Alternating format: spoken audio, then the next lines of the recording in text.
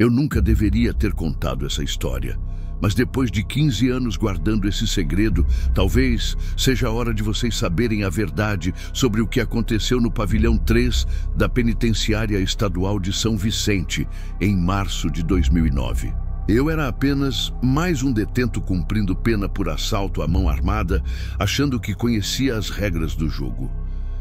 Mas naquele primeiro confronto, descobri que tudo o que eu pensava saber sobre hierarquia prisional estava completamente errado. Meu nome é Rafael. Tinha 22 anos quando pisei pela primeira vez naquele corredor gelado que levava às celas. O barulho das chaves batendo no metal ainda ecoa na minha cabeça até hoje. Cada passo que eu dava naquele chão de cimento parecia selar meu destino. O agente penitenciário que me escoltava era um homem grande, com cicatrizes no rosto, e, quando ele parou na frente da cela 47, sussurrou algo que me arrepiou. Aqui você vai aprender quem manda de verdade. A cela era pequena, úmida, com beliches de ferro enferrujado e um vaso sanitário quebrado no canto. Mas o que me chamou a atenção não foi a precariedade do lugar. Foi o silêncio. Um silêncio pesado, como se as paredes guardassem segredos que ninguém ousava contar. Meu companheiro de cela era um homem de cerca de 40 anos, magro, com olhos fundos e uma cicatriz que cortava sua sobrancelha direita. Ele se apresentou apenas como sombra e me deu o primeiro aviso. Aqui dentro, quem fala demais não dura muito tempo. Durante os primeiros dias, tentei entender a dinâmica do pavilhão. Como todo presídio, havia uma hierarquia clara, ou pelo menos era isso que eu pensava. Os líderes aparentes eram 3 detentos: Marcão, um homem imenso que controlava o tráfico interno; Piranha, responsável pela segurança e pelos acertos de contas; e Doutor, que cuidava das negociações com os agentes. Todos os outros detentos se curvavam diante deles, pagavam suas taxas, pediam permissão para tudo. Mas havia algo estranho naquela estrutura, algo que eu não conseguia decifrar. No 5º dia da minha chegada, presenciei meu primeiro confronto real. Estava no pátio durante o horário de sol, quando um detento novato chamado Carlinhos se recusou a entregar sua marmita para Marcão. Era uma regra não escrita. Os novatos dividiam sua comida com os líderes como forma de pagamento de entrada. Carlinhos, um garoto de 19 anos preso por furto, simplesmente disse: "Não vou dar minha comida. Já passo fome em casa. Não, vou passar aqui também." O silêncio que se seguiu foi ensurdecedor. Marcão se aproximou devagar, os punhos fechados, o rosto vermelho de raiva. Todos os outros detentos formaram um círculo, esperando o inevitável. Era assim que as coisas funcionavam. Quem desobedecia pagava na pancada. Mas então aconteceu algo que mudou completamente minha percepção daquele lugar. Uma voz calma, quase sussurrada, cortou o ar. "Deixa o garoto em paz, Marcão." Todos viraram para ver quem havia ousado confrontar o líder. Era um homem baixo, magro, de cabelos grisalhos e óculos quebrados, grudados com um esparadrapo. Ele estava sentado sozinho em um canto do pátio, lendo um livro velho. Seu nome era Benedito, mas todos o chamavam apenas de Bené. Até aquele momento eu pensava que ele fosse apenas um detento qualquer, alguém que passava despercebido no meio da multidão. Marcão riu, uma risada debochada que ecoou pelo pátio. "Que foi, velhinho? Quer apanhar junto com o garoto?" Mas então Bené simplesmente levantou os olhos do livro e olhou diretamente para Marcão. Não disse uma palavra, não fez um gesto ameaçador, apenas olhou. E naquele momento vi algo que jamais esqueceria. Marcão, aquele homem de 2 metros de altura e 100 quilos de músculos, baixou a cabeça como uma criança repreendida. "Desculpa, Bené", murmurou Marcão. "Não sabia que você estava prestando atenção." Piranha e Doutor imediatamente se posicionaram ao lado de Marcão, mas também com as cabeças baixas. O confronto havia terminado antes mesmo de começar. Carlinhos, ficou com sua marmita e todos os detentos voltaram às suas atividades como se nada tivesse acontecido. Mas eu sabia que tinha presenciado algo extraordinário, algo que desafiava tudo o que eu achava que sabia sobre poder e hierarquia. Naquela noite, deitado no meu beliche, não consegui parar de pensar no que havia visto.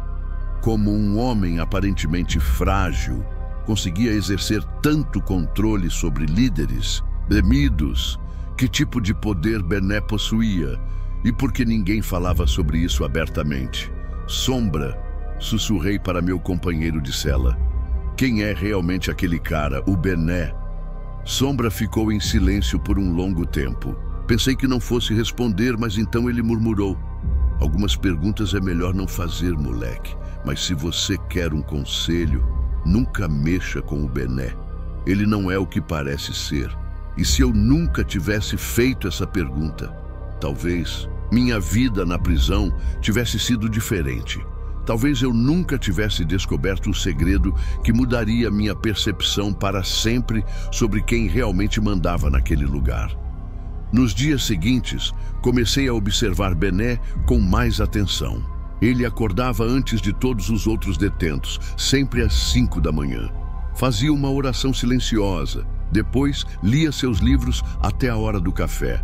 Durante as refeições, se sentava sozinho, mas eu notei que vários detentos se aproximavam dele discretamente, sussurravam algo em seu ouvido e depois se afastavam rapidamente. Era como se ele fosse um confessor ou um conselheiro. Uma semana depois do episódio no pátio, outro confronto aconteceu. Dessa vez, foi mais sério. Um detento chamado Jacaré havia sido pego roubando cigarros de outros presos. No código não escrito da prisão, isso significava uma surra coletiva. Piranha já estava organizando a correção quando Bené apareceu. Na porta da cela onde Jacaré estava escondido, o garoto vai devolver os cigarros e pedir desculpas, disse Bené com aquela mesma voz calma. Depois disso, o assunto está encerrado. Piranha hesitou, mas Bené, ele desrespeitou as regras. Se a gente não fizer nada, as regras são minhas, interrompeu Bené. E pela primeira vez eu ouvi um tom mais firme em sua voz. E eu tô dizendo que o assunto está encerrado. Fim da discussão. Jacaré devolveu os cigarros, pediu desculpas e ninguém mais tocou no assunto. Mas eu comecei a perceber um padrão. Sempre que havia uma situação de conflito, de alguma forma Bené sabia antes de todo mundo. Era como se ele tivesse uma rede de informantes espalhada por todo o pavilhão. Durante o banho de sol, aproximei-me cautelosamente dele. Bené estava sentado em seu lugar habitual, lendo um livro que parecia muito antigo. Respirei fundo e me sentei ao lado dele, tentando parecer casual. Posso perguntar que livro é esse? Disse, tentando iniciar uma conversa. Bené me olhou por cima dos óculos quebrados e sorriu levemente. É uma biografia do Nelson Mandela. Você conhece a história dele? Admiti que não conhecia muito bem. Bené fechou o livro cuidadosamente e começou a me contar sobre o líder sul-africano que passou 27 anos na prisão, mas que nunca perdeu sua dignidade ou sua influência sobre os outros presos. Enquanto falava, percebi que havia uma lição sendo ensinada ali, uma lição sobre verdadeiro poder. Sabe qual é a diferença entre poder e força, moleque? Perguntou Bené depois de terminar a história de Mandela. Balancei a cabeça negativamente. Força é o que você usa quando não tem poder de verdade. Poder é quando as pessoas fazem o que você pede porque respeitam você. Não, porque tem medo. Naquele momento tudo começou a fazer sentido. Marcão, Piranha e Doutor governavam através do medo e da violência. Mas Bené governava através do respeito. E no ambiente brutal de uma prisão, o respeito era uma moeda muito mais valiosa que a força bruta. Mas como você conseguiu esse respeito? Perguntei com genuína curiosidade. Bené ficou em silêncio por um momento, olhando para o horizonte através das grades. Quando finalmente falou, sua voz carregava o peso de muitas memórias. Essa é uma longa história, Rafael. Uma história que envolve muito mais do que você pode imaginar. Você teria coragem de descobrir segredos que podem mudar completamente sua visão sobre justiça e poder, porque foi exatamente isso que aconteceu comigo quando Bené decidiu confiar em mim. 3 semanas depois da nossa primeira conversa, Bené me chamou para uma conversa particular. Era um domingo à tarde e a maioria dos detentos estava assistindo a um jogo de futebol na televisão comunitária. Ele me levou até um canto isolado do pátio e disse: "Você quer saber minha história de verdade?" Confirmei que sim, embora uma parte de mim estivesse apreensiva. Havia algo no tom dele que sugeria que eu estava prestes a ouvir algo que talvez fosse melhor não saber. "Eu não sou um criminoso comum, Rafael", começou Bené, ajeitando seus óculos quebrados. "Há 15 anos eu era juiz de direito da comarca, de São Vicente. Aquelas palavras caíram sobre mim como um raio. Um juiz? O homem que controlava secretamente todo o pavilhão havia sido um juiz? Como isso era possível? Em 1994, eu condenei um homem à prisão perpétua por múltiplos homicídios", continuou Bené, sua voz cada vez mais baixa. O nome dele era Antônio Silva, mas todos o conheciam como Fantasma. Ele era o líder de uma das mais violentas organizações criminosas do estado. Bené parou por um momento, como se estivesse reunindo forças para continuar. Durante o julgamento, Fantasma me olhou nos olhos e disse: "Dr. Benedito, um dia nós vamos nos encontrar novamente. E quando isso acontecer, o senhor vai descobrir quem realmente manda neste país."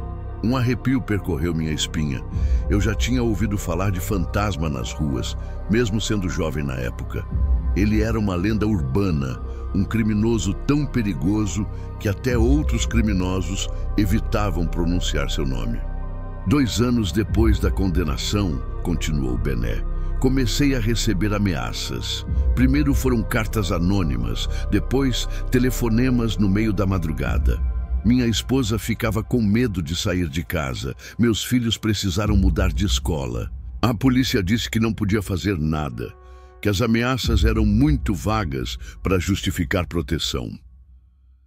Bené tirou do bolso uma foto velha e amarelada. Era a imagem de uma família feliz. Ele próprio, uma mulher bonita e 2 crianças pequenas, mas a foto estava rasgada no meio, dividindo a família. Em dezembro de 1996, Fantasma conseguiu orquestrar minha queda de dentro da prisão. Ele plantou evidências falsas, sugerindo que eu estava recebendo suborno de outros criminosos que haviam passado pelo meu tribunal. Foram meses de investigação, humilhação pública, minha reputação destruída nos jornais. A voz de Bené tremeu ligeiramente. Minha esposa não aguentou a pressão social e pediu o divórcio. Levou as crianças e mudou para outro estado.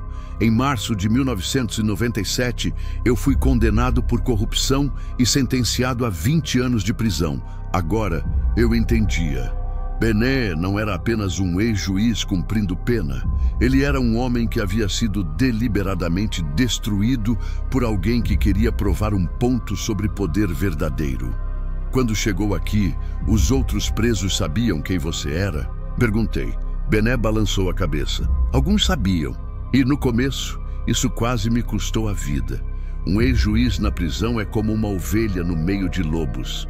Todos queriam me ver sofrer, me humilhar, me quebrar." Ele ficou em silêncio por um momento, perdido em suas memórias. "Nos primeiros meses, apanhei quase todos os dias. Dormia com um olho aberto, comia as sobras que sobravam para os cachorros. Pensei várias vezes em desistir de tudo." "O que mudou?" perguntei. "Uma revelação inesperada", respondeu Bené com um sorriso amargo. "Descobri que Fantasma estava preso aqui mesmo, no pavilhão 2, e que ele estava coordenando minha tortura. De lá, meu sangue gelou. Fantasma ainda estava vivo e preso na mesma unidade. Foi então que tomei uma decisão que mudaria minha vida para sempre", continuou Bené. Em vez de continuar sendo vítima, decidi usar tudo o que havia aprendido como juiz sobre natureza humana, sobre justiça, sobre poder verdadeiro. Bené se levantou e caminhou até a grade que separava o pátio do mundo exterior. Comecei a ajudar os outros detentos com seus problemas legais. Escrevia recursos, orientava sobre direitos, mediava conflitos. Lentamente, fui ganhando respeito. Os homens que antes me espancavam começaram a me procurar para conselhos. Era uma transformação impressionante, de vítima a conselheiro, de pária a líder respeitado e fantasma. Perguntei, embora não tivesse certeza se queria saber a resposta. Ah, fantasma, disse Bené com um sorriso enigmático. Essa é a parte mais interessante da história. Você quer saber o que aconteceu quando finalmente nos encontramos? Cara a cara. Achei que tudo tinha terminado quando Bené disse que enfrentaria fantasma, mas aquela cela ainda guardava um segredo que mudaria tudo. Era uma quinta-feira chuvosa, de setembro de 2001. Eu já estava há quase 6 meses na prisão e tinha me acostumado com a rotina sombria do pavilhão 3. Bené havia se tornado meu mentor informal, me ensinando não apenas sobre sobrevivência prisional, mas sobre filosofia, direito e dignidade humana. Mas naquele dia percebi que algo estava diferente. Durante o café da manhã, notei movimentação estranha entre os agentes penitenciários, conversas sussurradas, olhares nervosos, uma tensão palpável no ar. Sombra, meu companheiro de cela, confirmou meus receios. Vai ter transferência hoje. Alguém importante do pavilhão 2 está vindo para cá. Não precisei perguntar quem era. Eu sabia. Por volta das 3 da tarde, o corredor principal foi isolado. Todos os detentos foram trancados em suas celas e um silêncio pesado se espalhou pelo pavilhão. Através das grades da minha cela, eu podia ver agentes fortemente armados escoltando alguém. Era um homem alto, magro, com cabelos completamente brancos e olhos que pareciam perfurar a alma de qualquer um que os olhasse. Fantasma finalmente havia chegado ao pavilhão 3. A cela dele ficava no final do corredor, isolada das outras. Durante os primeiros dias após sua chegada, a rotina da prisão mudou completamente. Os detentos falavam em sussurros, os confrontos diminuíram drasticamente e até mesmo Marcão, Piranha e Doutor pareciam estar andando na ponta dos pés. Mas o mais intrigante era o comportamento de Bené. Ele mantinha sua rotina normal, oração matinal, leitura, conversas com outros presos, mas eu notava que ele evitava cuidadosamente passar pelo corredor onde Fantasma estava alojado. Uma semana depois da chegada de Fantasma, o inevitável aconteceu. Era horário do banho de sol. E eu estava conversando com Bené sobre um livro que ele havia me emprestado quando um agente se aproximou. Benedito, você tem visita. Bené franziu a testa. Ele nunca recebia visitas. Sua família havia cortado todos os laços com ele depois da condenação, e ele não tinha amigos do lado de fora. Quem é? Perguntou. Antônio Silva. Ele pediu para falar com você. O silêncio que se seguiu pareceu durar uma eternidade. Bené ficou completamente imóvel, como uma estátua de pedra. Depois, lentamente, assentiu com a cabeça. Diga a ele que eu vou. Quando Bené se levantou para seguir o agente, me olhou com uma expressão que nunca havia visto antes. Era uma mistura de determinação, medo e algo que parecia ser alívio. Se eu não voltar, disse ele baixinho. Procure na página 250 do livro que te emprestei. Há uma carta escondida lá. E então ele partiu. As horas seguintes foram as mais longas da minha vida prisional. Todo o pavilhão estava em suspense. Os detentos sussurravam teorias sobre o que poderia estar acontecendo no encontro entre o ex-juiz e o criminoso mais perigoso do estado. Alguns apostavam que Bené não voltaria vivo. Outros achavam que Fantasma finalmente teria sua vingança completa. Quando o sino tocou anunciando o fim do horário de visitas, todos correram para as janelas que davam vista para o corredor principal. Esperamos e esperamos, até que finalmente vimos Bené caminhando de volta, escoltado pelo mesmo agente. Mas havia algo diferente nele. Sua postura era mais ereta, seus passos mais firmes. E no seu rosto havia um sorriso pequeno, quase imperceptível, mas definitivamente um sorriso. Quando ele chegou ao pátio, todos os detentos se aproximaram, ansiosos por notícias. Mas Bené simplesmente disse: "O passado foi enterrado hoje. Amanhã é um novo dia para todos nós." Naquela noite, sozinho na cela com sombra, procurei a página 250 do livro. Lá, cuidadosamente escondida entre as páginas, encontrei uma carta manuscrita. Era a caligrafia de Bené, mas o conteúdo me deixou sem palavras. Se essa história te lembra algo sobre perdão e redenção, compartilhe comigo nos comentários, porque o que li naquela carta mudou minha visão sobre justiça para sempre. A carta era dirigida a mim, datada de 3 semanas antes, exatamente no dia em que Bené havia decidido me contar sua verdadeira história. Era como se ele soubesse que esse momento chegaria, como se tivesse planejado tudo cuidadosamente. "Querido Rafael", começava a carta, "se você está lendo isto, significa que finalmente me encontrei com Fantasma. E se estou vivo para continuar nossa conversa amanhã, significa que a verdade prevaleceu sobre a vingança." Continuei lendo com o coração acelerado. "Há algo que não te contei sobre minha condenação. Durante os meses de investigação, descobri que Fantasma não agiu sozinho.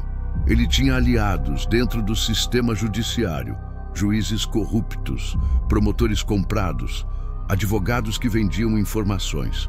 Eu era uma ameaça para toda uma rede de corrupção. A revelação era chocante. Bené não havia sido apenas vítima de um criminoso vingativo. Ele havia sido silenciado por expor um esquema de corrupção muito maior. "Mas aqui está o segredo que guardei por todos esses anos", continuava a carta. "Antes de ser preso, consegui reunir evidências suficientes para derrubar toda a rede. Documentos, gravações, provas irrefutáveis. Escondi tudo em um lugar seguro e deixei instruções para que fossem entregues à imprensa caso algo acontecesse comigo. Minha mente estava trabalhando rapidamente. Se Bené tinha evidências que poderiam inocentá-lo, por que não as havia usado? A resposta estava no próximo parágrafo. Não usei as evidências porque isso custaria a vida de muitas pessoas inocentes, inclusive de outros juízes honestos que haviam descoberto partes do esquema. Preferi sacrificar minha liberdade a ter sangue inocente nas minhas mãos. Era uma escolha impressionante. Bené havia escolhido o sacrifício pessoal para proteger outros. Agora, depois de tantos anos, acredito que chegou a hora da verdade. Fantasma envelheceu, assim como eu. Talvez estejamos prontos para enterrar o passado e encontrar alguma forma de redenção." A carta terminava com instruções específicas. Se algo acontecesse a Bené durante o encontro com Fantasma, eu deveria contatar um jornalista específico e revelar a localização das evidências escondidas. Mas Bené havia voltado vivo. Então, o que exatamente havia acontecido naquele encontro? Na manhã seguinte, encontrei Bené em seu lugar habitual no pátio. Ele estava lendo como sempre, mas havia algo diferente em seus olhos. Uma paz que eu nunca tinha visto antes. "Li sua carta", disse baixinho, me sentando ao lado dele. Bené assentiu. "E o que você achou?" "Quero saber o que aconteceu ontem. O que vocês conversaram?" Bené fechou o livro e ficou em silêncio por um longo momento. Quando finalmente falou, sua voz carregava emoções que ele havia guardado por décadas. Fantasma está morrendo, Rafael. Câncer de pulmão. Os médicos deram 6 meses para ele. A notícia me pegou de surpresa. O homem mais temido do sistema prisional estava enfrentando sua própria mortalidade. E ele me chamou porque também descobriu algumas verdades durante esses anos todos, continuou Bené. A rede de corrupção que me derrubou também o traiu. Quando ele foi preso pela primeira vez, em 1989, tinha um acordo com alguns policiais e promotores. Eles prometeram reduzir sua pena em troca de informações sobre outros criminosos. Bené ajeitou os óculos quebrados. Mas depois que ele cumpriu a parte dele do acordo, ao invés de reduzir a pena, eles fabricaram novas acusações. Fantasma percebeu que havia sido usado como peão em um jogo muito maior. E foi por isso que ele orquestrou sua queda? Perguntei. Parcialmente, respondeu Bené. Ele queria me destruir porque eu representava o sistema que o traiu. Mas ontem, durante nossa conversa, percebemos que éramos 2 homens que haviam sido manipulados pelas mesmas pessoas corruptas. A ironia da situação era impressionante. O juiz íntegro e o criminoso perigoso, ambos vítimas do mesmo sistema corrupto. Fantasma me fez uma proposta, continuou Bené. Ele tem informações sobre a rede de corrupção que complementam as evidências que guardei.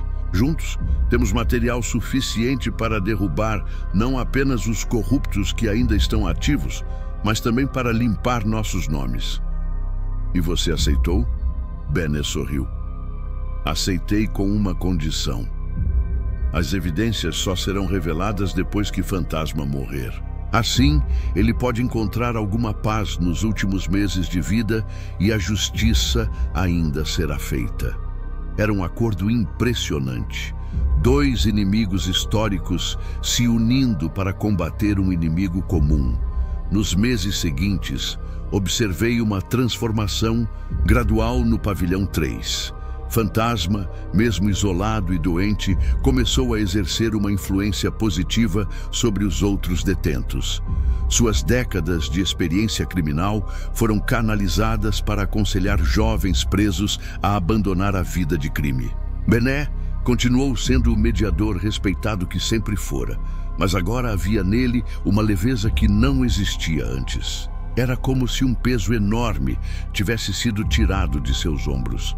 Em janeiro de 2002, Fantasma morreu em sua cela. Não houve violência, não houve drama. Ele simplesmente adormeceu uma noite e não acordou mais. No seu funeral, realizado no cemitério da prisão, mais de 100 detentos compareceram. Era um número impressionante para alguém que havia sido temido durante décadas. Uma semana depois da morte de Fantasma, Bené recebeu uma visita inesperada. Era o jornalista mencionado em sua carta, acompanhado de um advogado especialista em casos de erro judiciário. Chegou a hora, disse Bené para mim naquela tarde. As evidências vão ser reveladas. Você teria coragem de expor uma verdade que pode abalar as estruturas do poder? Porque foi exatamente isso que Bené decidiu fazer. O processo de revelação das evidências foi mais complexo do que eu havia imaginado. Durante as semanas seguintes, o jornalista, um homem sério chamado Eduardo Mendes, visitou Bené várias vezes. A cada encontro, mais detalhes da conspiração eram revelados. Mais nomes eram citados, mais documentos eram localizados. As evidências estavam escondidas em 3 locais diferentes. Uma caixa de segurança em um banco no centro de São Paulo, um esconderijo na casa de um amigo advogado que havia morrido anos antes e, surpreendentemente, algumas páginas microfilmadas, escondidas dentro da encadernação de livros na biblioteca da própria prisão. Fantasma era mais inteligente do que eu imaginava, explicou Bené. Durante seus anos aqui, ele conseguiu contrabandear alguns documentos e escondê-los nos lugares mais improváveis. Até o bibliotecário da prisão estava envolvido, sem saber, no esquema de preservação das evidências. Em março de 2002, exatamente 5 anos depois da condenação de Bené, o jornal O Estado de São Paulo publicou uma série de reportagens que abalaram o sistema judiciário paulista. O título da primeira matéria era A Rede, como juízes, promotores e criminosos operavam um esquema de corrupção por 2 décadas. As revelações eram devastadoras.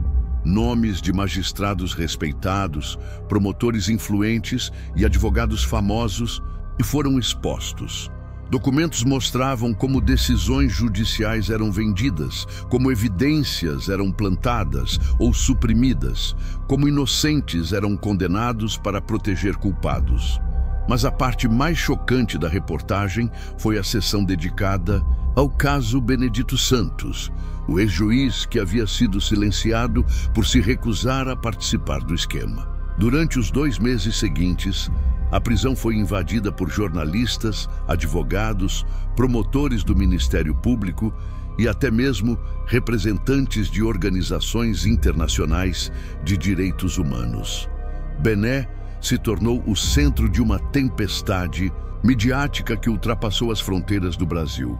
O impacto das revelações foi imenso. 17 magistrados foram afastados de suas funções. 8 promotores foram demitidos e mais de 200 casos foram reabertos para revisão. O sistema judiciário paulista passou por sua maior crise em décadas. Para Bené, isso significou o início de um longo processo de revisão de sua condenação. Em julho de 2002, 4 meses depois das primeiras revelações, sua prisão preventiva foi revogada e ele foi transferido para a prisão domiciliar. Lembro-me do dia em que ele se despediu do pavilhão 3. Todos os detentos se reuniram no pátio para se despedir do homem que havia transformado aquele lugar sombrio em algo mais próximo de uma comunidade. Lembrem-se, disse Bené em seu discurso de despedida, o verdadeiro poder não vem da força ou do medo, vem do respeito que construímos através de nossas ações diárias. Vocês podem estar presos fisicamente, mas suas mentes e seus corações podem ser livres. Marcão, o mesmo homem que eu havia visto se curvar diante de Bené naquele primeiro confronto, se aproximou com lágrimas nos olhos. Doutor, o senhor me ensinou que ser forte não é machucar os outros. É proteger quem precisa de proteção. Miranha e doutor também se despediram com emoção. Todos haviam sido transformados de alguma forma pela presença de Bené. Quando Bené finalmente saiu pelos portões da prisão, em uma manhã ensolarada de agosto de 2002, eu senti uma mistura de alegria e tristeza. Alegria por vê-lo livre, tristeza por perder o mentor que havia mudado minha vida. Mas Bené não se esqueceu de nós. Nos meses seguintes, soubemos que ele havia fundado uma organização não governamental dedicada a ajudar ex-detentos na reintegração social. Também se tornou um advogado especialista em casos de erro judiciário, usando sua experiência para ajudar outros inocentes que haviam sido vítimas do sistema corrupto. Em dezembro de 2003, recebi uma carta dele. Era a primeira comunicação desde sua saída da prisão. Querido Rafael, espero que você esteja bem e que sua ressocialização esteja progredindo. Quero te contar que finalmente minha inocência foi oficialmente reconhecida. Recebi uma indenização do Estado e minha licença para exercer a advocacia foi restaurada. Mas mais importante que isso, reencontrei minha família. Minha ex-esposa me procurou depois que a verdade veio à tona. E consegui conhecer meus netos pela primeira vez. O tempo perdido nunca volta, mas o futuro ainda está em nossas mãos. A carta continuava. Não esqueço de você nem dos outros homens que conheci. No pavilhão 3, vocês me ensinaram sobre dignidade em meio ao sofrimento, sobre esperança em meio ao desespero. Quando sair, procure-me. Há trabalho honesto esperando por você. Essa carta chegou em um momento crucial da minha vida. Eu estava há poucos meses de completar minha pena e começando a me preocupar com o que faria do lado de fora. O mercado de trabalho não é receptivo para ex-detentos e muitos acabam retornando ao crime por falta de alternativas. Mas a promessa de Bené me deu esperança. Em março de 2004, exatamente 7 anos depois de Bené ter entrado na prisão como um homem destruído, eu saí dos portões da penitenciária estadual de São Vicente como um homem transformado. E lá estava ele esperando por mim no banco de uma praça próxima, lendo um livro, como sempre. Rafael, ele gritou ao me ver, se levantando e me abraçando como um pai abraça um filho que não vê há anos. Bené havia mudado. Os cabelos estavam completamente brancos agora, mas os óculos eram novos e seus olhos brilhavam com uma vitalidade que eu nunca havia visto na prisão. Ele usava um terno simples, mas bem cuidado, e carregava uma pasta de couro que parecia conter documentos importantes. Como você está? Perguntou, me examinando de cima a baixo. Melhor do que jamais pensei que estaria, respondi honestamente. Durante o almoço, em um restaurante simples perto da prisão, Bené me contou sobre sua nova vida. Além da organização não governamental e do escritório de advocacia, ele havia se casado novamente com uma assistente social que trabalhava com reabilitação de ex-detentos. Ela me entende de uma forma que achei que nunca seria possível, disse ele com um sorriso tímido. Perdoar é uma coisa, mas encontrar alguém disposto a construir um futuro com você, isso é um presente que não esperava receber. Mas havia também más notícias. Nem todos os envolvidos no esquema de corrupção haviam sido punidos. Alguns tinham conexões poderosas demais. Outros haviam conseguido destruir evidências. E alguns simplesmente fugiram do país quando as investigações começaram. A justiça perfeita não existe neste mundo, disse Bené filosoficamente, mas conseguimos expor a verdade e salvar muitas vidas. Isso já é muito mais do que eu sonhava quando estava na cela 47. Ele me ofereceu um emprego na organização que havia criado, Instituto Fantasma, uma homenagem irônica ao homem que havia se tornado seu parceiro improvável na busca pela verdade. Minha função seria ajudar outros ex-detentos a encontrar trabalho e moradia, usando minha própria experiência para orientá-los. Aceitei imediatamente. Os anos seguintes foram os mais gratificantes da minha vida. Trabalhando no Instituto Fantasma, ajudei centenas de homens e mulheres a reconstruírem suas vidas após a prisão. Cada história era única, cada desafio era diferente. Mas todos compartilhavam algo em comum, a necessidade de encontrar dignidade em um mundo que os havia rejeitado. Em 2007, 3 anos depois da minha saída da prisão, recebi uma ligação que mudaria tudo novamente. Era Sombra, meu antigo companheiro de cela. Rafael, você precisa saber de uma coisa, disse sua voz tensa do outro lado da linha. Descobri algo sobre Bené. Algo que ele nunca contou para ninguém. Meu coração disparou. Depois de todos esses anos, ainda havia segredos? O que você descobriu? Não posso falar por telefone. Pode vir até aqui? Ainda estou no pavilhão 3. Sombra havia sido condenado a uma pena muito mais longa que a minha. 30 anos por homicídio qualificado. Ele ainda tinha mais de uma década para cumprir. Naquele mesmo dia, voltei à prisão onde havia passado 5 anos da minha vida. Era estranho estar do outro lado das grades, como visitante e não como detento. O local parecia menor e mais sombrio do que eu lembrava. Sombra havia envelhecido consideravelmente. Seus cabelos estavam grisalhos e sua postura era mais curvada, mas seus olhos ainda mantinham a inteligência aguçada que eu recordava. Bené salvou sua vida mais vezes do que você imagina. Começou ele sem preâmbulos. Como assim? Você lembra de Careca, aquele detento do pavilhão 2 que foi transferido logo depois que você chegou? Eu me lembrava vagamente. Careca era um homem violento que havia sido isolado após uma série de confrontos. Ele havia jurado te matar, continuou Sombra. Aparentemente você se parece muito com o filho de uma das vítimas dele. Isso mexeu com a cabeça dele, fez ele ficar obcecado. Careca estava planejando te pegar durante o banho de sol. Um arrepio percorreu minha espinha.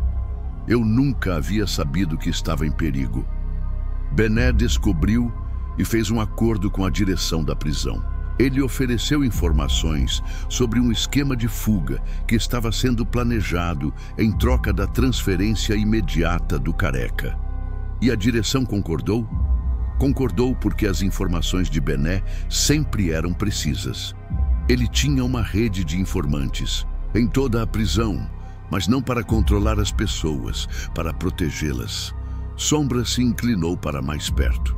Mas isso não foi a única vez. Lembra quando você ficou doente com pneumonia e foi transferido para a enfermaria? Eu me lembrava. Havia sido um período difícil, com febre alta e dificuldade para respirar. Não foi pneumonia, Rafael. Alguém havia envenenado sua comida. Bené descobriu, conseguiu o antídoto através de um médico que trabalhava para ele e inventou a história da pneumonia para que você fosse tratado sem levantar suspeitas. As revelações estavam me deixando tonto. Durante todo o tempo que passei na prisão, achando que estava aprendendo sobre sobrevivência, Bené estava secretamente me protegendo. Por que ele fez isso? Perguntei. Porque viu potencial em você, respondeu Sombra. Bené sempre dizia que a prisão estava cheia de homens que haviam perdido a esperança. Mas você ainda tinha algo que podia ser salvo. Sombra tirou do bolso um papel amassado. Encontrei isto entre as coisas que Bené deixou quando saiu. É uma carta que ele escreveu, mas nunca enviou. Com as mãos tremendo, abri a carta. Era dirigida a mim, datada de poucos dias antes da saída de Bené da prisão. Rafael, se você está lendo isto, significa que Sombra cumpriu minha última solicitação. Quero que saiba que protegê-lo não foi apenas um ato de bondade. Foi um investimento no futuro. Vi em você a possibilidade de quebrar o ciclo de violência que consome tantos jovens. A carta continuava. Você pode estar se perguntando por que não contei sobre os perigos que enfrentou. A resposta é simples. Não queria que o medo dominasse sua vida. O medo paralisa, impede o crescimento, destrói a esperança. Preferi que você descobrisse sua força através dos desafios que conseguiu enfrentar sozinho. Lágrimas começaram a escorrer pelo meu rosto enquanto continuava lendo. Agora que você está livre, espero que use essa segunda chance não apenas para construir sua própria vida, mas para ajudar outros que ainda estão perdidos. O verdadeiro poder, como sempre disse, vem da capacidade de elevar os outros. A carta terminava com uma frase que se gravou permanentemente na minha memória. Lembre-se, você não é definido pelos erros do seu passado, mas pelas escolhas que faz para o seu futuro. Quando terminei de ler, Sombra estava me observando atentamente. Agora você entende por que ele era respeitado por todos nós? Bené não governava através do medo ou da força, ele governava através do amor. Um tipo de amor que não esperávamos encontrar em um lugar como este. Essa revelação mudou completamente minha perspectiva sobre os anos que havia passado na prisão.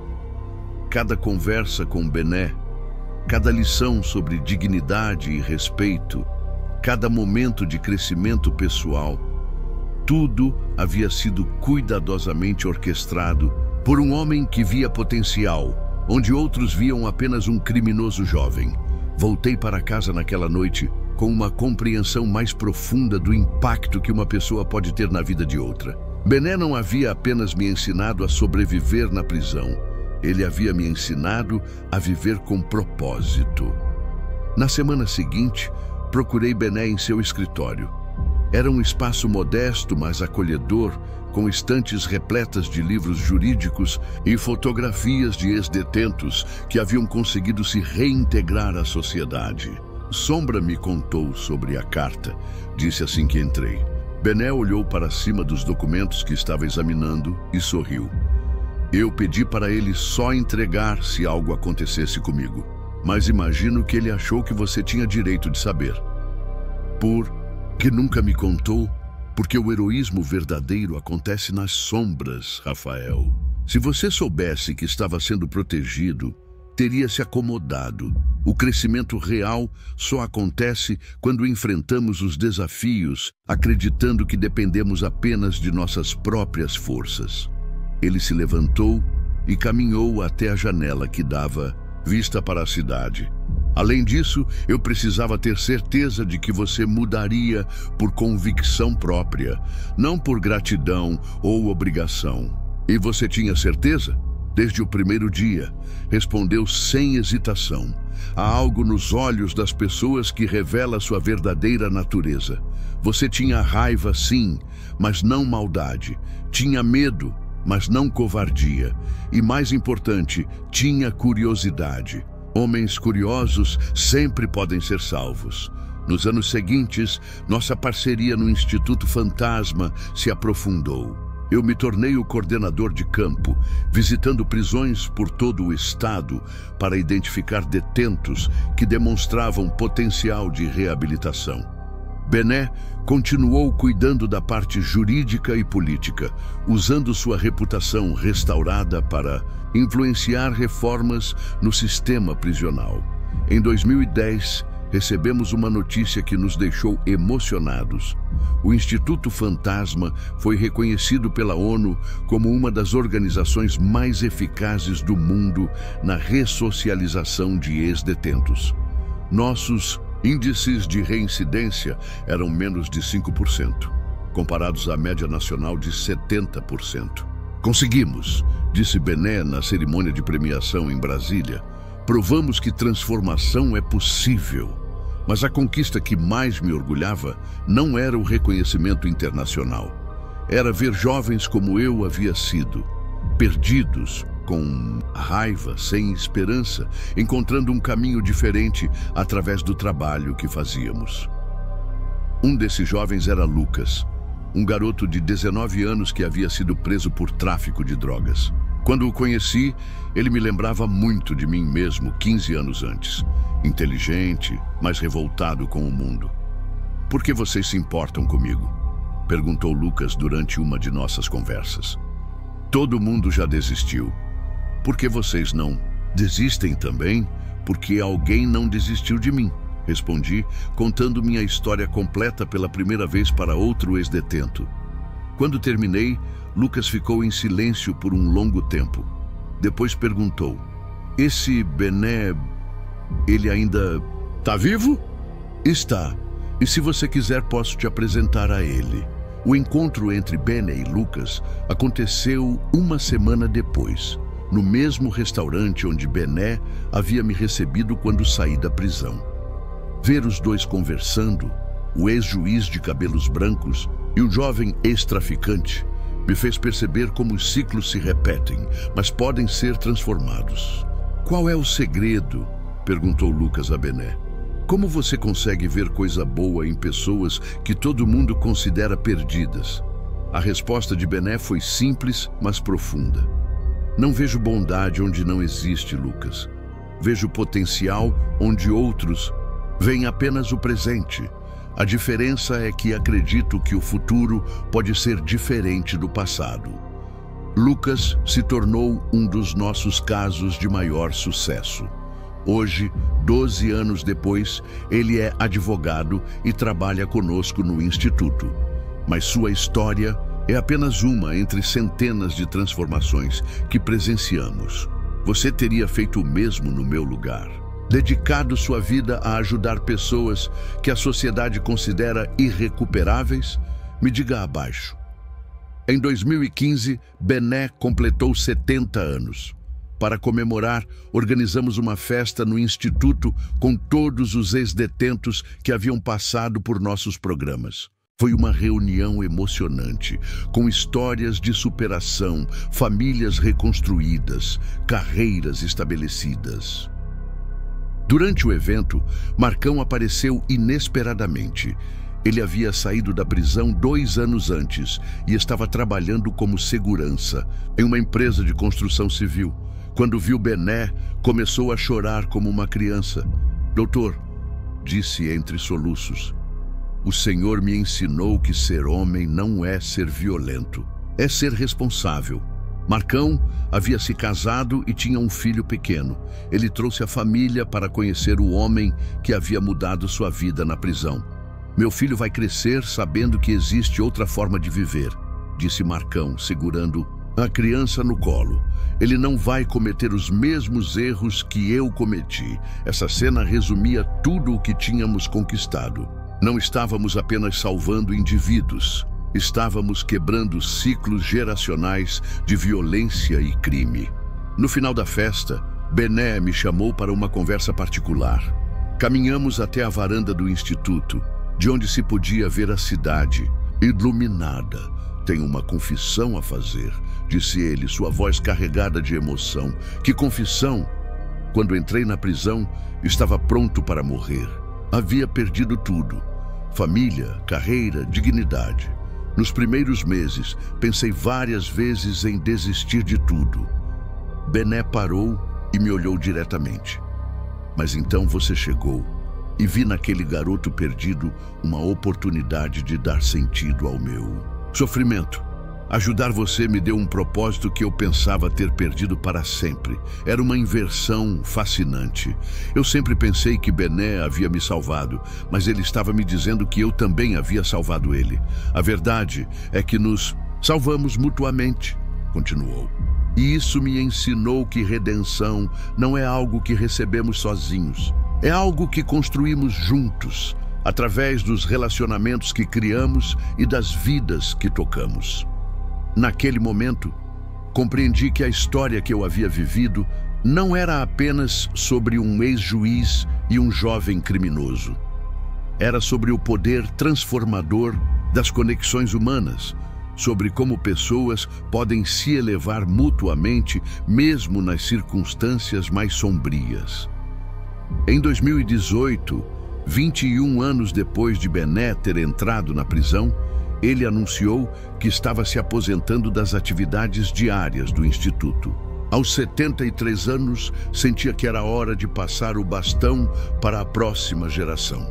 "Você está pronto", disse durante a reunião em que anunciou sua decisão. Aprendeu não apenas as lições que tentei ensinar, mas desenvolveu sua própria sabedoria através das experiências que viveu. Assumir a direção do Instituto Fantasma foi assustador e emocionante ao mesmo tempo. Durante 2 décadas, havia trabalhado sob a orientação de Bené. Agora, pela primeira vez, seria totalmente responsável pelas decisões que afetariam a vida de centenas de pessoas. A primeira grande decisão que tomei foi expandir o trabalho do Instituto para dentro das prisões. Em vez de esperar que os detentos saíssem para oferecer ajuda, começamos a trabalhar com eles ainda durante o cumprimento da pena. O projeto piloto foi implementado na Penitenciária Estadual de São Vicente, o mesmo local onde tudo havia começado. Retornar àqueles corredores, como diretor de uma organização respeitada, foi uma experiência surreal. O Pavilhão 3 havia mudado muito. Novos detentos, novos desafios, mas os mesmos problemas fundamentais. Jovens perdidos, homens sem esperança, um sistema que punia, mas não reabilitava. Durante minha primeira visita como coordenador do projeto, encontrei um detento que me chamou atenção. Ele estava sentado sozinho no pátio, lendo um livro velho. Sua postura, sua concentração, sua forma de se isolar do caos ao redor, tudo me lembrava de Bené. Aproximei-me dele. "Que livro é esse?" Ele levantou os olhos e me mostrou. A capa. Dom Casmurro, do Machado de Assis. Você conhece? Conheço, sim. É uma história sobre percepção e realidade, sobre como nossas perspectivas podem nos enganar. O jovem, que se apresentou como Gabriel, sorriu. Exato. Estou tentando entender se Capitu traiu mesmo o Bentinho, ou se ele que criou essa história, na cabeça dele. Era uma análise sofisticada para um detento de 20 e poucos anos. Sentei-me ao lado dele e começamos a conversar sobre literatura, filosofia, sobre as lições que os livros podem ensinar. Por que você lê tanto? Perguntei. Porque os livros me levam para lugares onde essas grades não existem, respondeu Gabriel. E me fazem pensar sobre quem eu realmente sou, não sobre quem as pessoas acham que eu sou. Naquele momento, tive uma revelação. O ciclo estava se repetindo novamente. Assim como Bené havia encontrado em mim um jovem com potencial, eu havia encontrado em Gabriel alguém que poderia ser transformado. Mas havia uma diferença crucial. Desta vez, eu sabia exatamente o que estava fazendo. Durante os meses seguintes, desenvolvi um relacionamento mentor-pupilo com Gabriel. Ele havia sido condenado por assalto a banco, mas sua história era complexa.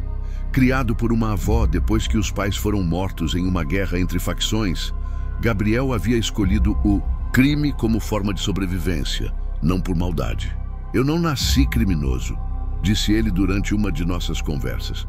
Me tornei um porque parecia ser a única opção. E agora? Perguntei. Ainda acha que é a única opção? Gabriel ficou pensativo. Não sei. Quando sair daqui, quem vai? Me dar uma chance? Quem vai acreditar que mudei? Eu vou, respondi sem hesitação. Era a mesma promessa que Bené havia me feito décadas antes. E como Bené, eu estava disposto a cumpri-la. O trabalho com Gabriel e outros detentos do pavilhão 3 se mostrou ainda mais eficaz do que esperávamos. Ter alguém que havia passado pela mesma experiência, que conhecia os medos e desafios de primeira mão, fazia toda a diferença. Em 2020, quando Gabriel foi liberado, após cumprir 7 anos de pena, ele veio trabalhar conosco no Instituto. Sua primeira missão foi retornar ao Pavilhão 3 como voluntário, continuando o ciclo de transformação que havia começado com Bené décadas antes. É estranho estar do outro lado das grades, disse Gabriel em seu primeiro dia como voluntário, livre. É estranho e libertador ao mesmo tempo, respondi, lembrando de minha própria experiência. Observar Gabriel conversando com detentos mais jovens me fez perceber que havíamos criado algo maior que um programa de reabilitação. Havíamos criado uma tradição, um legado que se perpetuaria através das gerações. Em dezembro de 2021, recebemos uma notícia que nos encheu de orgulho. O modelo do Instituto Fantasma seria implementado em prisões de outros países da América Latina. Nossa metodologia, baseada na filosofia de que pessoas transformam pessoas, havia chamado a atenção de governos e organizações internacionais. Durante a cerimônia de assinatura do acordo, Bené, agora com 76 anos, mas ainda lúcido e ativo, fez um discurso que resumia tudo o que tínhamos aprendido. 24 anos atrás, entrei na prisão como um homem quebrado, derrotado pelo sistema que havia dedicado minha vida a servir. Hoje, estou aqui vendo que aquele sofrimento não foi em vão. Cada lágrima, cada noite sem dormir, cada momento de desespero, tudo serviu para construir algo maior que nós mesmos. Ele fez uma pausa e olhou para mim.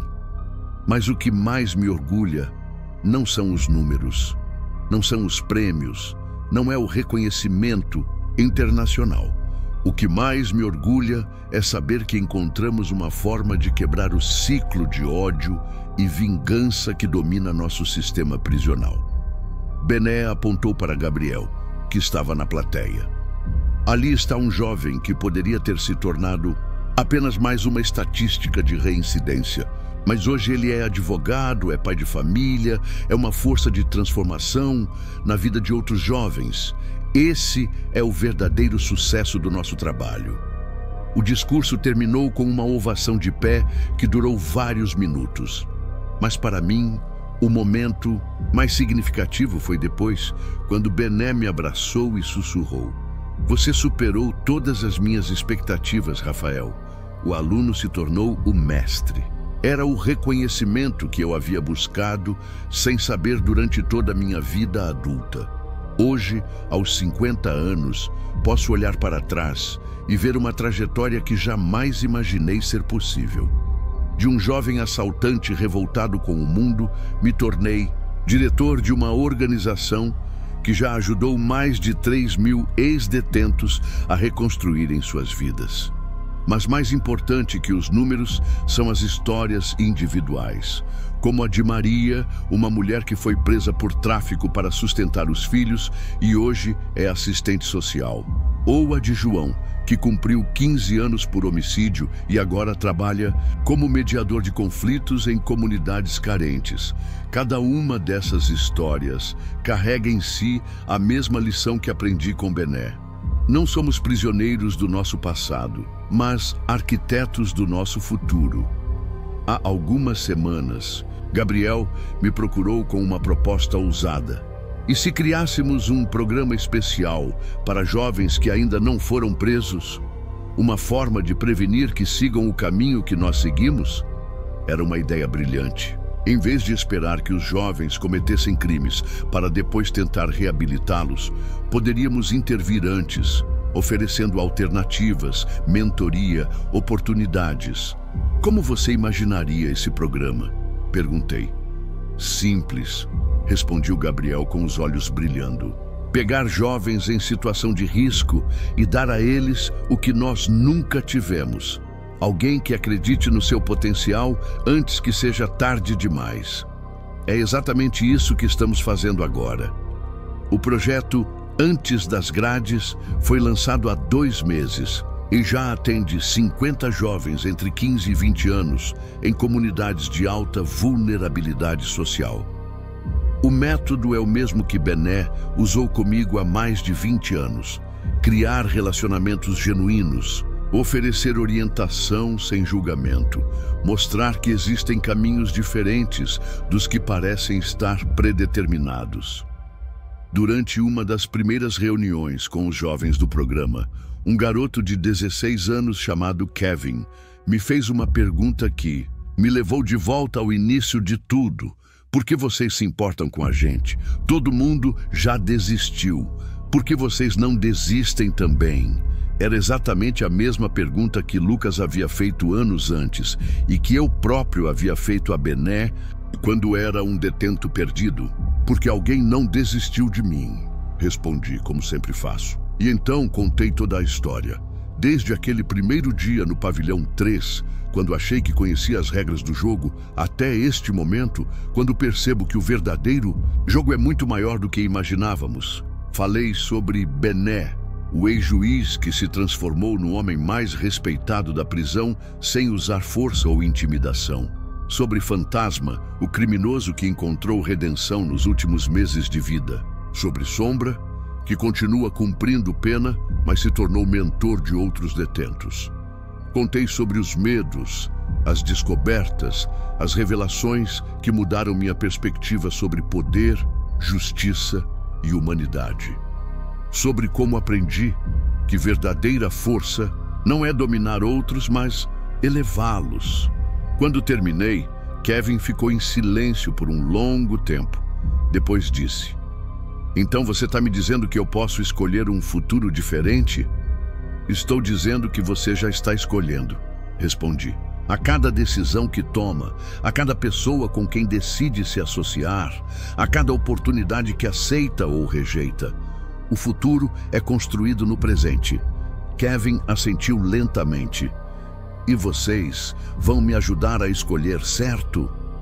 Vamos estar aqui para orientar, para apoiar, para acreditar em você mesmo quando você não acreditar em si mesmo. Mas as escolhas são suas. Era a mesma promessa que Bené havia me feito, a mesma que eu havia feito a Gabriel, a mesma que agora fazia a Kevin. Uma promessa que se perpetua através das gerações, quebrando ciclos de violência e construindo pontes de esperança. 2 semanas depois dessa conversa, Kevin me procurou com uma decisão importante. Quero estudar direito. Quero ser advogado como vocês. Por quê? Perguntei, embora já soubesse a resposta. Porque quero ajudar outros garotos como eu. Quero que eles saibam que existem opções antes de ser tarde demais. E assim, o ciclo continua. Kevin representa a 3ª geração desta cadeia de transformação que começou com Bené na cela 47. Ele será o primeiro da família a entrar numa universidade. O primeiro a escolher um caminho diferente do que parecia estar predeterminado. Ontem, Bené veio me visitar no escritório. Aos 78 anos, ele anda mais devagar e sua voz está mais fraca, mas seus olhos ainda brilham com a mesma sabedoria que me impressionou na primeira vez que o vi lendo sozinho no pátio da prisão. Sabe o que mais me impressiona em toda essa jornada? Disse ele, se acomodando na poltrona em frente à minha mesa. O quê? É como uma única decisão pode mudar o curso de tantas vidas. Se eu tivesse desistido naqueles primeiros meses na prisão, se tivesse me deixado quebrar pela injustiça, nada disso existiria. Bené gesticulou em direção às fotografias na parede. Centenas de ex-detentos que haviam se reabilitado, famílias reconstruídas, jovens que escolheram caminhos diferentes.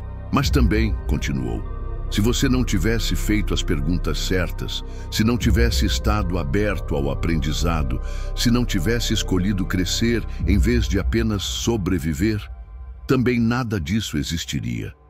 Era uma reflexão profunda sobre como nossas escolhas individuais se conectam e criam ondas que se espalham muito além do que podemos ver. E agora é a vez do Kevin, disse Bené com um sorriso. E depois será a vez de alguém que ele vai inspirar. E depois alguém que essa pessoa vai inspirar. É assim que mudamos o mundo, uma vida por vez. Quando Bené saiu naquela tarde, fiquei pensando em tudo que havia acontecido desde aquele primeiro confronto no pavilhão 3. A pergunta que me fazia não era mais sobre quem mandava naquele lugar, mas sobre como o verdadeiro poder, o poder de transformar vidas, pode se manifestar nos lugares mais improváveis. A resposta, descobri, é simples. Através de pessoas que escolhem ver potencial, onde outros veem apenas problemas, que escolhem construir pontes onde outros constroem muros, que escolhem acreditar na possibilidade de mudança, mesmo quando todas as evidências sugerem o contrário. Essa é a verdadeira lição que aprendi na prisão. Não sobre hierarquia ou sobrevivência, mas sobre o poder transformador da esperança quando combinada com ação consistente. Obrigado por me acompanhar até o fim dessa jornada. Ainda há muitas vozes esperando para serem ouvidas. Muitas histórias esperando para serem contadas. Muitas vidas esperando para serem transformadas. E se você chegou até aqui, talvez seja porque também acredita que mudança é possível. Hoje, quando visitamos prisões e conversamos com detentos que ainda não encontraram seu caminho, sempre lembramos que por trás de cada crime há uma história humana. Por trás de cada erro há uma pessoa que pode escolher um futuro diferente. E sempre que alguém me pergunta qual é o segredo para transformar uma vida, dou a mesma resposta que Bené me deu há mais de 20 anos. Não existe segredo. Existe apenas a decisão diária de não desistir de si mesmo e não desistir dos outros. É isso que aprendi naquele primeiro confronto do pavilhão, quando descobri quem realmente mandava lá dentro. Não era quem eu pensava. E o poder verdadeiro estava em um lugar que jamais imaginei encontrar. Na capacidade de transformar dor em propósito, injustiça em missão, desespero em esperança. Hoje, aos 50 anos, ainda visito a penitenciária estadual de São Vicente regularmente. Não como detento, mas como alguém que encontrou sua vocação ajudando outros a descobrirem que suas histórias não precisam terminar onde começaram. Na semana passada, durante uma dessas visitas, aconteceu algo que me fez perceber como os ciclos se completam de formas inesperadas. Eu estava conversando com um grupo de detentos jovens no mesmo pátio onde Bené havia me ensinado sobre poder verdadeiro, quando um dos agentes penitenciários se aproximou. Rafael? Disse uma voz que eu não ouvia há quase 20 anos. Era Sombra, mas ele não estava mais vestindo o uniforme listrado dos presos. Estava usando o uniforme verde dos agentes penitenciários. Sombra! Gritei, mal acreditando no que via. Como, quando? Ele sorriu. E pela primeira vez em todos os anos que o conheci, vi alegria genuína em seus olhos. Saí há 6 meses, depois de cumprir 28 anos. E adivinha qual foi? Meu primeiro emprego era uma reviravolta impressionante. O homem que havia sido meu companheiro de cela, que havia me passado a carta secreta de Bené, agora trabalhava do outro lado das grades. Mas como conseguiu um emprego na prisão? Perguntei, sabendo que ex-detentos enfrentam enormes dificuldades para encontrar trabalho, especialmente no sistema prisional. O Instituto Fantasma tem mais influência do que você imagina, disse, Sombra com um sorriso malicioso. O diretor da unidade conhece o trabalho de vocês e decidiu dar uma chance para quem realmente entende o que os presos estão passando. Durante nossa conversa, Sombra me contou como havia usado os anos de prisão para estudar e se preparar para uma nova vida. Havia terminado o ensino médio, feito cursos profissionalizantes e até iniciado uma faculdade de serviço social através do ensino à distância. Você lembra do que Bené sempre dizia? Perguntou Sombra. Que não somos prisioneiros do nosso passado. Lembro. Bom, levei 28 anos para entender completamente o que ele queria dizer. Mas agora entendo. E quero usar essa compreensão para ajudar outros homens a não demorar tanto quanto eu demorei. A transformação de Sombra era mais uma prova de que nunca é tarde demais para mudar. Aos 55 anos, ele havia escolhido um caminho completamente novo, dedicando o resto de sua vida a ajudar pessoas no mesmo lugar onde havia passado quase 3 décadas. Tem uma coisa que preciso te contar, disse Sombra baixando a voz. Sobre Bené, meu coração disparou. Ele está bem? Está. Mas ele não tem muito tempo. O médico disse que são alguns meses, talvez 1 ano.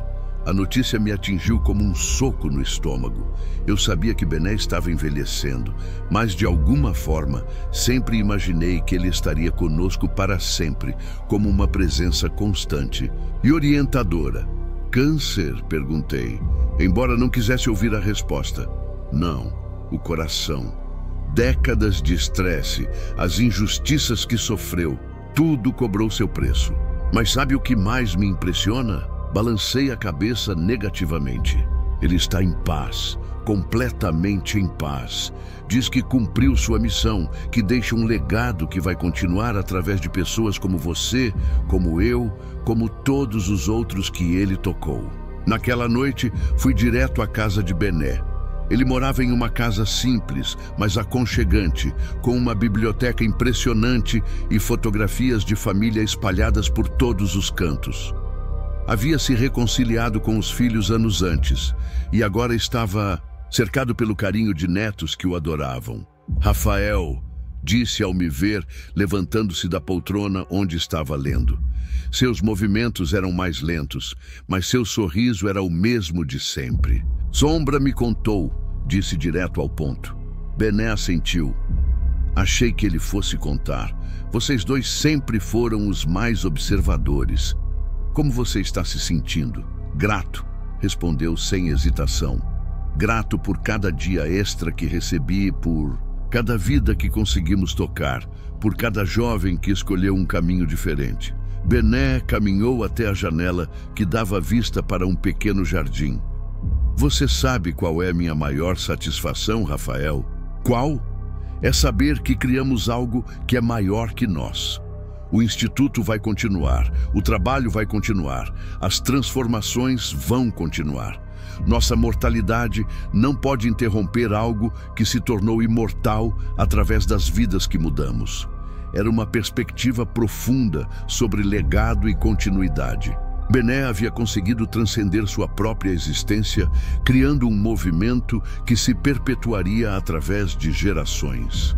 Durante as semanas seguintes, passei mais tempo com Bené, absorvendo suas últimas lições, gravando suas memórias, garantindo que nenhuma sabedoria se perdesse. Ele me contou histórias que nunca havia compartilhado, reflexões sobre justiça, redenção e o sentido da vida. Há algo que nunca te disse sobre aquele primeiro confronto no pátio, disse durante uma de nossas conversas. O quê? Quando vi Marcão intimidando o garoto, não intervim só por princípio. Intervim porque vi você observando tudo e percebi que aquele momento definiria a sua percepção sobre poder.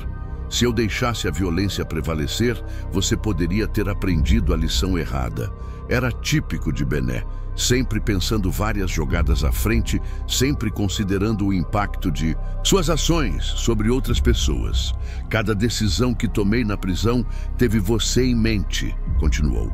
Não apenas você, mas todos os jovens que estavam observando, aprendendo, formando sua compreensão sobre como o mundo funciona.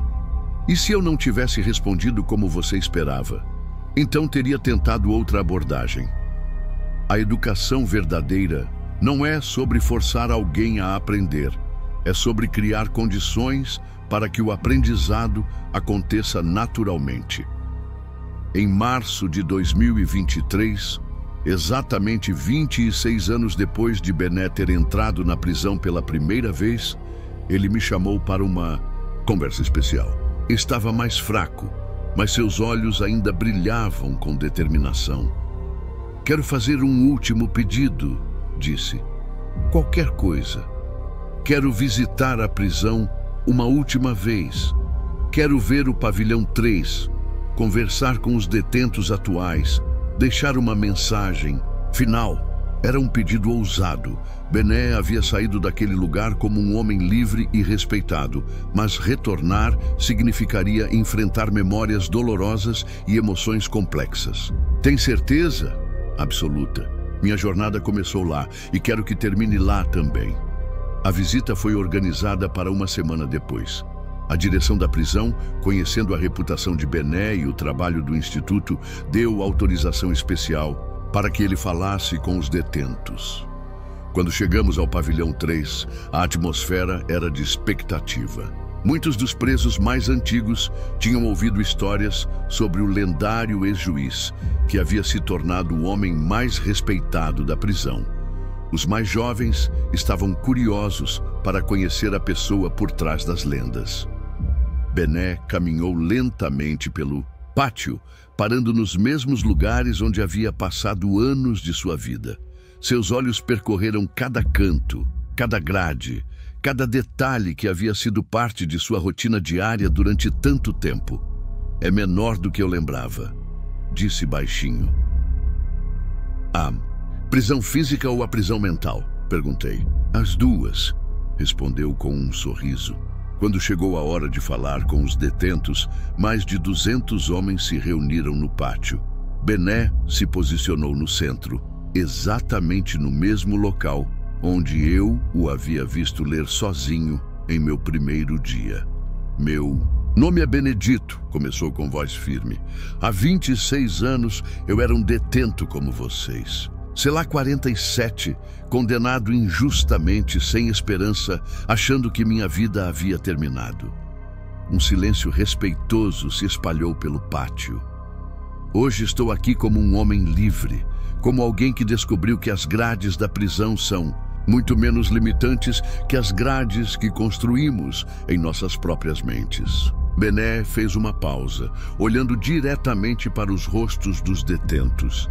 Sei que muitos de vocês acham que não tem futuro, que cometeram erros imperdoáveis, que a sociedade nunca os aceitará de volta. Eu pensava a mesma coisa. Então, ele apontou. Para mim, Veem aquele homem ali. Quando o conheci, ele era um jovem revoltado, preso por assalto, sem perspectiva de mudança. Hoje ele dirige uma organização que já ajudou milhares de pessoas a reconstruírem suas vidas. Os olhares se voltaram para mim e senti o peso da responsabilidade de representar a possibilidade de transformação. A diferença entre quem muda e quem continua preso ao passado não é talento, não é sorte, não é família rica, continuou Bené. A diferença é a decisão diária de não desistir de si mesmo. Um detento jovem levantou a mão. Mas como fazer isso quando todo mundo já desistiu da gente? Começando por não desistir de você mesmo, respondeu Bené. Quando você para de desistir de si mesmo, outras pessoas param de desistir também. Mas tem que começar por você. Outro detento perguntou: e se a gente não souber como começar? Bené sorriu. Começam fazendo a próxima coisa certa. Não pensem na vida toda, não pensem no ano todo, não pensem nem no mês todo. Pensem só na próxima decisão e façam a escolha certa. Depois façam isso de novo, e de novo, e de novo. A conversa se estendeu por mais de 2 horas. Detentos compartilharam suas histórias, seus medos, suas esperanças. Bené ouviu cada um com atenção total, oferecendo conselhos personalizados baseados em décadas de experiência. Quando finalmente chegou a hora de partir, um detento se aproximou de Bené e disse: Senhor, posso fazer uma pergunta pessoal? Claro. O senhor não tem raiva de quem fez isso com o senhor? De quem destruiu sua vida? Bené ficou pensativo por um momento. Durante anos tive raiva, sim, mas aprendi que carregar raiva é como beber veneno esperando que a outra pessoa morra. A raiva só machuca quem a carrega. E como conseguiu perdoar? Não perdoei para beneficiar quem me machucou, respondeu Bené. Perdoei para me libertar. O perdão não é um presente que damos aos outros. É um presente que damos a nós mesmos. Era a última lição pública de Bené. E talvez a mais importante de todas. Durante o caminho de volta para casa, Bené ficou em silêncio por muito tempo. Quando finalmente falou, sua voz carregava uma satisfação profunda. Missão cumprida, Rafael. Passei o bastão para você, você está passando para Gabriel, Gabriel está passando para Kevin e assim por diante. O ciclo está completo. 3 meses depois, numa manhã tranquila de junho, Bené morreu dormindo. Sua esposa encontrou-o em paz, com um livro aberto no peito. Cartas de um estoico, de Sêneca, um filósofo que também havia encontrado sabedoria em tempos difíceis. O funeral foi um evento extraordinário. Mais de 1000 pessoas compareceram. Ex-detentos, juízes, promotores, políticos, familiares, amigos. Mas o momento mais emocionante foi quando mais de 100 ex-detentos, que haviam sido transformados pelo trabalho de Bené, formaram uma guarda de honra. Durante a cerimônia, Gabriel fez um discurso que resumiu o impacto de Bené. Benedito Santos nos ensinou que a medida de um homem não está nos erros que comete, mas na forma como responde a esses erros. Ele nos mostrou que heroísmo não é nunca cair, é se levantar toda vez que caímos. Gabriel fez uma pausa, olhando para a multidão. E mais importante, ele nos ensinou que nossas piores experiências podem se tornar nossa maior fonte de força para ajudar outros. Após o funeral, encontrei uma carta na mesa de Bené, endereçada a mim. Rafael, se você está lendo isto, significa que minha jornada terrena chegou ao fim. Mas quero que saiba que estou partindo com o coração em paz, sabendo que o trabalho continuará através de você e de todos os outros que tocamos. Há uma última lição que quero deixar. Lembre-se sempre de que não salvamos pessoas. Nós simplesmente criamos condições para que elas se salvem. O verdadeiro poder de transformação sempre vem de dentro. Continue acreditando no potencial humano, mesmo quando, especialmente quando, outros desistirem. Continue vendo possibilidades onde outros veem apenas problemas. Continue construindo pontes onde outros constroem muros e nunca se esqueça, aquele primeiro confronto no pavilhão 3 não foi sobre descobrir quem mandava lá dentro. Foi sobre descobrir que tipo de líder você se tornaria. Você escolheu bem, meu filho. Agora é sua vez de ajudar outros a escolherem bem também. Com amor e orgulho eterno, Bené. Hoje, 2 anos após a morte de Bené, o Instituto Fantasma atende mais de 5.000 pessoas anualmente em 15 países da América Latina.